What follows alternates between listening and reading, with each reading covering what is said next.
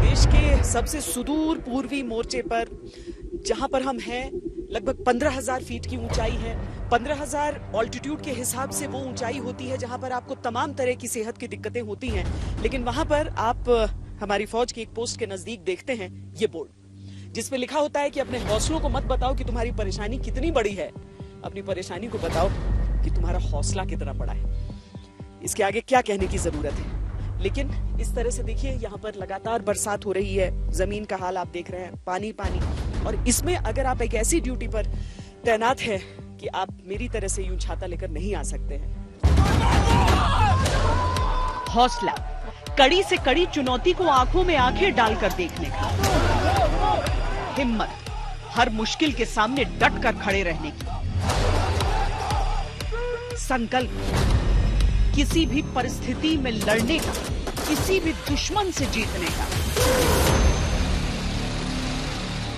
इसी हौसले, इसी हिम्मत, इसी संकल्प के साथ हमारे सैनिक इस सरहद पर डटे।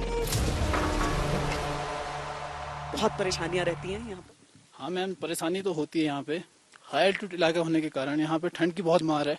ठंड से बचने के लिए हमें गर्म क्लोथिंग दी जाती है, जैसे कि हमारे पास स्पेशल कोट दिए गए हैं। आपकी उम्र पूछ सकती है? मैम मेरी उम्र है अभी 20 साल है। 20 साल की उम्र है बस आपकी। देखिए, बहुत बार ना हम अपनी सारी मुश्किलों के बारे में ही सोचते रहते हैं। 20 साल की उम्र में एक नौजवान सीना ताने आपकी सरहद की रक्षा के लिए यहाँ पर खड़ा है।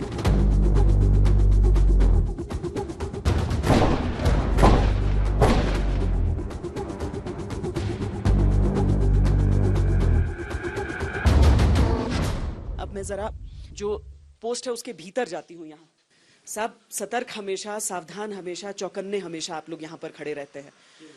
परेशान, चुनौतियां कैसी कैसी सामने रहती हैं? मैम सबसे बड़ी चुनौती इतने 15,000 फीट की ऊंचाई पे मैम सबसे बड़े मौसम की मार है मैम। मेरी तो सांस चढ़ी हुई है अभी भी। यहाँ भी बहुत सांस चढ़ती है मैम, और तो मौसम की मार है मैम, और ठंड बहुत होती है। तो फिर भी मैम हमारी ट्रेनिंग ही इस प्रकार की है कि ढल गए हैं यहाँ पे। हमेशा बारिश हो, तूफान हो, बर्फ हो, जैसे अपनी बंदूकों के साथ एकदम रेडी पोजीशन में रहेंगे। जी मैम, क्योंकि अपनी सरहद की रक्षा करना मैम, तभी हमारे देश, हमारा परिवार सब सुखी रह सके। चीन जैसा पड़ोसी किसी भी समय किसी भी तरह का षड्यंत्र रच सकता है, इसीलिए सैनिकों को हमेशा चौकस रहना होता है। तो इस तरह के इलाकों में सर्वेलेंस की बहुत अहमियत होती है, यानी कि निगरानी। ये एक ऐसी ही व्यवस्था यहाँ पर आप देख रहे हैं। सर, हम आमतौर पर अगर जैसे अभी का वेदर देख लें तो उस वेदर में किस तरह की चुनौतियां रहती हैं? क्योंकि ये तो ऐसा इलाका है जहां कभी बर्फ पड़ जाए, बारिश हो जाए, हमेशा आप लोगों के सामने बहुत ज्यादा चैलेंजेस। सर्वेलेंस जो है मैडम एक बहुत बड़ी चुनौती है, ठीक है। इसको हमारे 24 आवर्स जो है हमारे दुश्मन के ऊपर जो है निगरानी रखनी पड़ती है। इस मुद्दे को पूरा करने के लिए इस मौसम में इक्विपमेंट की सर्विसेबिलिटी और उसका मेंटेनेंस, इसको निहायत ही जरूरी है। निगरानी के साथ साथ इस क्षेत्र में पेट्रोलिंग की अहमियत बहुत बड़ी है। एक कदम की गलती तो हजारों फीट गहरी खाइयां। ये पूरा इलाका अगर आप देखें तो इसी तरह की संरचना आपको यहाँ की दिख जाएगी। और ऐसे में मौसम, ऊंचाई, सबसे जूझते हुए अपनी जो ड्यूटी है वो निभाते हुए सैनिक सब, ये पेट्रोलिंग जो आप लोगों की चल रही है, मकसद क्या होता है? Good morning ma'am. इसका मकसद है हम अपने जवाबदारी के इलाके में जो है ऑब्जर्वेशन कर रहे हैं और रेकी कर रहे हैं। और इससे कोई फर्क नहीं पड़ता है कि मौसम कैसा है कि अभी चलो थोड़ी देर बाद निकल लें? जी नहीं, बिल्कुल भी नहीं। ये देश सेवा सर्वोपरि है हमारे लिए, तो मौसम का कोई हम पे फर्क नहीं पड़ता। और वैसे भी इस टेरेन में हम ढल चुके हैं। तेज बारिश यहाँ पर हो रही है, बल्कि आपको बताएं तो आप वो तस्वीरें ही देखकर समझ जाएंगे कि जैसे पूरा का पूरा एक बादल का टुकड़ा घुस आया हो इसमें, और उसके बीच में आप आगे बढ़ रहे हैं। सब ये जो बैग्स आप लोग लेकर चलते हैं, इसमें क्या चीजें होती हैं और क्यों ये जरूरी है कि आप लोग कैरी करें इसको? मैम देखिए, हम ऐसे हालातों में पेट्रोलिंग कर रहे हैं, तो ये ज़रूरी है कि हमारे पास इमरजेंसी राशन रहे, ताकि अगर ख़राब वेदर हुआ तो हमारे पास 72 आवर्स का राशन रहता है। उसके साथ पानी रहता है, हमारे पर्सनल इक्विपमेंट रहते हैं, और वेपन रहते हैं। अच्छा, और क्या वजन होगा आपके बैग का? इसका मैम तकरीबन 15 से 16 किलो। हमेशा आप इसको अगर पेट्रोलिंग के लिए निकलें तो लेकर चलते ही हैं? हाँ जी मैम, ये बहुत जरूरी है। इस दुर्गम क्षेत्र में दबदबा बनाए रखने के लिए पेट्रोलिंग आवश्यक है, क्योंकि चीन की कोशिश होती है सुरक्षा बलों की नजरें बचाकर थोड़े थोड़े इलाके पर कब्जा करते जाना।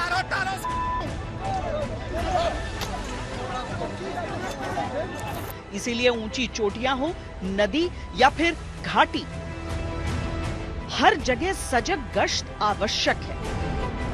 यहां तक कि समय समय पर भारतीय सेना की टुकड़ियां 2 से 4 हफ्ते के लॉन्ग रेंज पेट्रोल पर भी निकलती हैं।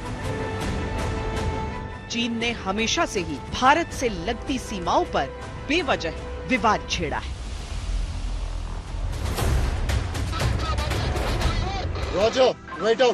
और भारत के सैनिकों ने संयम, सूझबूझ और जरूरत पड़ने पर शौर्य से उसे उसकी हद में रखा है। भारत अब इस पूरे क्षेत्र में अलग अलग तरह के निर्माण कर रहा है, इंफ्रास्ट्रक्चर को मजबूत करने के लिए और सैनिकों की सहूलियत के लिए भी।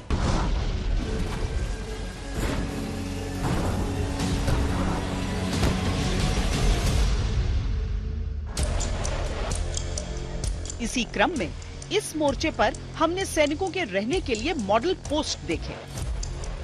इस तरह के जो इलाके होते हैं, इतनी ऊंचाई वाले जो इलाके होते हैं, वहां पर कुछ भी तो नहीं रहता है, लेकिन जो हमारी फौज के इंजीनियर्स हैं वो इन सारी चीजों को संभव करते हैं, मुमकिन करते हैं कि ये सारी चीजें। मैम, पहले ये जो जगह थी ये इंडियन आर्मी की एक पोस्ट थी। ये फुट ट्रैक से कनेक्टेड थी और यहाँ आने जाने के लिए लगभग हमारे जवानों को 1 से 1.5 घंटे का समय लग जाता था। जवानों को फॉरवर्ड एरिया में एक बेटर लिविंग इंफ्रास्ट्रक्चर देने के पर्पज से इस मॉडल पोस्ट की प्लानिंग की गई थी। प्लानिंग के बाद इंजीनियर्स ने पहले यहाँ तक ऑफ ट्रैक बनाया। ऑफ ट्रैक बनाने के बाद प्लांट ने यहाँ पर 1 से 1.5 महीने काम करते हुए 15,000 फीट पे 1 महीने के अंदर ये पूरा जो एरिया है इसको प्लेन किया। प्लेन करने का मकसद था कि सारे इंफ्रास्ट्रक्चर जो भी हैं एक ही प्रीमाइसेस में साइट किए जा सके। उसके बाद जैसा कि आप पीछे देख रहे हैं, जो डबल स्टोरी लिविंग शेल्टर है, इतनी ऊंचाई में और इतने फॉरवर्ड एरिया में इंडियन आर्मी द्वारा पहली बार बनाया गया है। ये मॉडल पोस्ट कम से कम 30 सैनिकों के रहने के लिए पर्याप्त हैं और सभी बुनियादी सुविधाओं से लैस। इनमें पहले से अधिक जगह है। ये किसी भी मौसम के अनुकूल है। यहाँ सैनिकों को रनिंग वाटर यानी नलों से पानी की सुविधा है। सुरक्षा, कनेक्टिविटी और रिन्यूएबल एनर्जी के लिहाज से इनका निर्माण किया गया है। पानी की प्रॉब्लम को सॉल्व करने के लिए यहाँ पर कई किलोमीटर लंबी पाइपलाइन डाली गई है। इलेक्ट्रिसिटी के लिए मेड इन इंडिया के अंतर्गत हाइब्रिड इलेक्ट्रिफिकेशन सिस्टम को स्टैब्लिश किया गया है, जिससे कि यहाँ पर 24 आवर्स इलेक्ट्रिसिटी रह सके। ये इंडियन आर्मी का सबसे पहला मॉडल पोस्ट है। अच्छा, तो देखिए किस तरह की अब तैयारियां और किस तरह की हमारे यहाँ पर व्यवस्था पूरी की जा रही है। तो सर ये भी एक चीज समझा दीजिए कि एक बार ये बन जाता है, उसके बाद इंजीनियर्स की क्या भूमिका? मैम, इंजीनियर्स उसके बाद जो यूजर्स यहाँ पर होते हैं उनको हम हैंड ओवर कर देते हैं और कोई भी प्रॉब्लम आती है जब वो हमें बताते हैं हम आके इसको सॉल्व कर देते हैं। आर्मी इंजीनियर्स ने इस बेहद चुनौतीपूर्ण कार्य को अंजाम दिया, क्योंकि इतनी ऊंचाई पर और लगातार बारिश के बीच ये आसान तो बिल्कुल नहीं था। ये मॉडल पोस्ट सरहद पर हमारे सैनिकों के लिविंग स्टैंडर्ड को सुधारते हैं और सीधा असर पड़ता है उनके मनोबल पर। भारतीय सेना इस सरहदी क्षेत्र में उस दौर की यादों को भी जिंदा रखती है। 1962 में अपने प्राणों की सर्वोच्च आहुति अपने देश के नाम करने वाले वीर बलिदानियों को, अमर बलिदानियों को समर्पित ये तवांग का समर स्मारक है, जिसे यहाँ के स्थानीय लोगों ने ही निर्माण करने में सहयोग दिया है। बौद्ध परंपराओं के अनुसार इसका निर्माण हुआ है। आप देखेंगे तो यहाँ पर 2 अमर जवान ज्योति आपको नजर आ जाएंगी। एक और जो पानी से भरे प्याले हैं वो उनको समर्पित हैं जो अब नहीं है, जिन्होंने बलिदान अपना दे दिया है देश के लिए, और दूसरी ओर जो पानी से भरे प्याले आप देख रहे हैं वो उनको समर्पित है जो कि देश की सेवा में आज भी समर्पित हैं। यहाँ पर जो मान्यताएं हैं और जो फौज की जो परंपरा है, भारतीय सेना की परंपरा है, उन्हें बहुत सुंदरता के साथ एक दूसरे के साथ बांधा गया है। यहाँ पर जो भी आते हैं लोग, स्थानीय लोग आते हैं, वो सब इसकी परिक्रमा करते हैं परिक्रमा करते हैं और प्रार्थना करते हैं अपने देश की सेना की। परिक्रमा पूरी करने के बाद बौद्ध परंपराओं के अनुसार इन्हें आप घुमा देते हैं, क्योंकि ये जो मंत्र इनके भीतर निहित हैं वो मंत्र उन आत्माओं की शांति के लिए भी है और वो प्रार्थना सबके लिए रहेगी। यहाँ पर वो सारे नाम दर्ज हैं जो कि इस सेक्टर में यानी कि कामेंग सेक्टर में जिन लोगों ने अपनी जान गंवाई थी, और वाकई आपका दिल गर्व से भर उठेगा और आपको ये याद रहेगा कि आपको उन्हें याद रखना है जो हमारे बीच नहीं है। सोचिए उन वीर बलिदानियों के बारे में जो कि देश के लिए अपने प्राण समर्पित करते हुए एक बार को नहीं हिचकिचाए होंगे। वैसे 1962 के युद्ध में इस मोर्चे पर एक ऐसा किस्सा भी था जो आज भी सुनकर रोंगटे खड़े हो जाते हैं। यहाँ आज भी एक सैनिक को भगवान मानकर मंदिर में पूजा जाता है। ये बात जसवंतगढ़ की है, जहाँ हम बॉर्डर दर्शन के तीसरे दिन पहुंचे।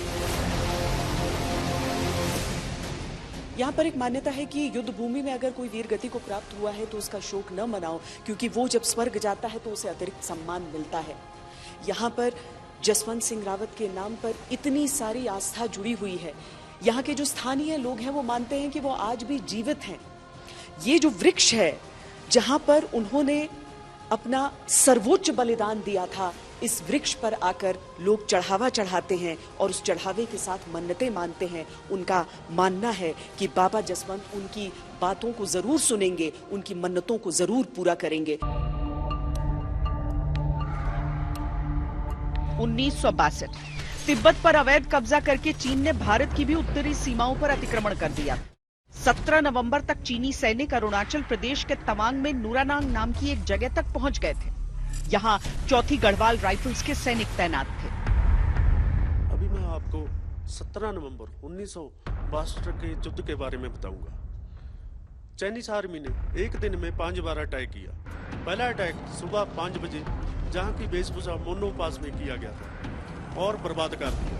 दूसरा और तीसरा अटैक 930 10:45 में किया गया, जिसके दौरान चाइनीज आर्मी ने जहां पर भारी मात्रा में आर्टी फायर और मार्टर फायर गिराया, उसको भी बर्बाद कर दिया। माना जाता है एडवांस करते वक्त चाइनीज आर्मी के पास 80,000 से अधिक चाइनीज सैनिक और ऑटोमेटिक वेपन के साथ एडवांस करते आ रहे थे। चौथे अटैक में इन्होंने अधिक ऊंचाई पर मीडियम मशीन गन लगाकर भारी मात्रा में फायर गिराया। जे हालातों को देखते हुए जहां के alpha company commander second lieutenant Surendranath Tandon ने सख्त निर्णय लेते हुए एमएमजी को बर्बाद करने का हुक्म लिया, जिसके दौरान 3 सैनिक तैयार हुए। Rifleman Jaswant Singh Rawat, lieutenant Trilok Singh Negi, rifleman Gopal Singh. ये तीनों ने वहां तक का रास्ता 15 मिनट में तय किया और नजदीक जाकर इन्होंने हैंड ग्रेनेड से हमला किया, जिसके दौरान 2 चाइनीज सैनिक मारे गए। तीसरा चाइनीज सैनिक गंभीर हालत में फिर दोबारा एमएमजी पर दबाव डाल रखा था, फायर कर रहा था। फिर दोबारा राइफलमैन जसवंत सिंह रावत जी ने अपना फिजिकली अटैक करके तीसरे चाइनीज सैनिक को मार गिराया और एमएमजी को अपने हवाले कर लिया। रास्ते में आते वक्त राइफलमैन जसवंत सिंह रावत जी के चेहरा और चेस्ट के गोली लगने के कारण वो पेड़ के नीचे शहीद हो गए, जहां अभी हमने स्मृति स्थल बनाया है। कहते हैं राइफलमैन जसवंत सिंह ने अकेले दम पर 300 चीनियों को मौत के घाट उतार दिया था। इन्होंने अकेले 72 घंटे तक मोर्चा संभाले रखा, फिर हंसते हंसते मातृभूमि के लिए प्राण त्याग दिए। ये 300 चीनी सैनिकों की कब्रें हैं। आए तो थे मंसूबे लेकर अपने कि हिंदुस्तान के समूचे हिस्से पर वो कब्जा कर लेंगे, लेकिन यहाँ पर अपने मंसूबों के साथ वो दफन हो गए थे। जसवंतगढ़ का जो ये समर स्मारक है, यहाँ पर एक पूरी लड़ाई का हर एक हिस्सा एक जीते जागते उदाहरण के तौर पर यहाँ पर स्थापित किया गया है। 28 अक्टूबर 1962 की बात है जब 4थी गढ़वाल राइफल्स को यहाँ पर डिप्लॉय किया गया था, और उसके बाद 17 नवंबर की वो तारीख जब यहाँ पर वो, लेकिन ये कब्रें गवाही देती हैं कि यहाँ पर हुआ क्या था। पर महावीर जसवंत सिंह रावत क्या उस लड़ाई में सचमुच दुनिया से चले गए थे? क्योंकि यहाँ पर लोगों की ये आस्था है कि वो आज भी जिंदा हैं, आस्था का ये किस्सा भी हमने इस सरहद पर देखा। उनको पूजा जाता है भगवान जैसा। यहाँ आज भी ये माना जाता है कि यहाँ ये जिंदा है, अमर है। हाँ, जीवित है। सुंदर जो वैसे सुन रखा है मैंने जी, आज भी जीवित है। आज भी उनकी वर्दी सजाकर तैयार की जाती है, जूतों पर पॉलिश लगती है, बिस्तरा बनता है। वो पेड़ उसी जगह है जहां वो वीर गति को प्राप्त हुए। वो हथियार वहीं रखे हैं जहां उन्होंने मुकाबला किया था। वो हेलमेट, वो गोलियां, वो बंकर सब हैं। और लोग कहते हैं कि यही है जसवंत सिंह रावत भी। आज भी इस पते पर लोग उन्हें चिट्ठियां लिखते हैं, मन्नत मांगते हैं। लोगों को 62 साल बाद भी एक बलिदानी योद्धा के जीवित होने का विश्वास है।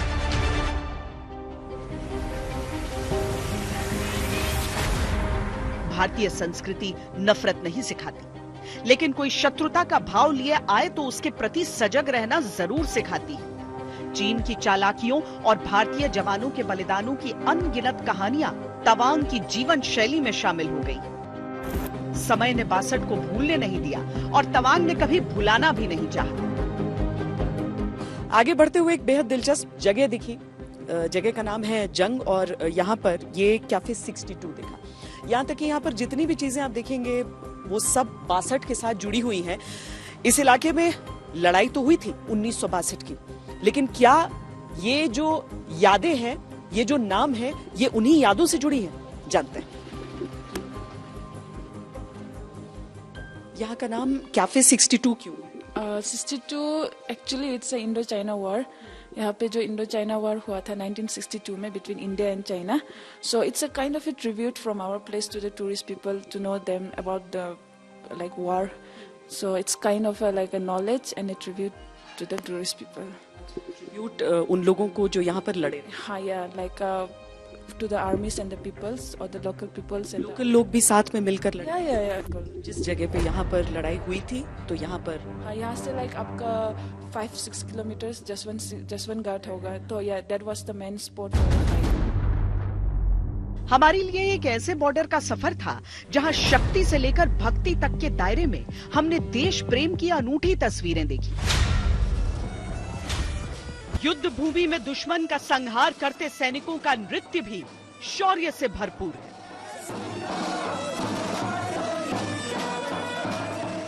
फौजी बूट में थिरकते ये पांव संस्कारों के संरक्षण की तस्वीर।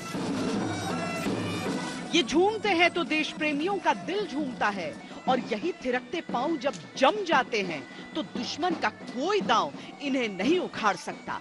यही सरहद के रक्षक हैं, यही स्वयं सरहद है।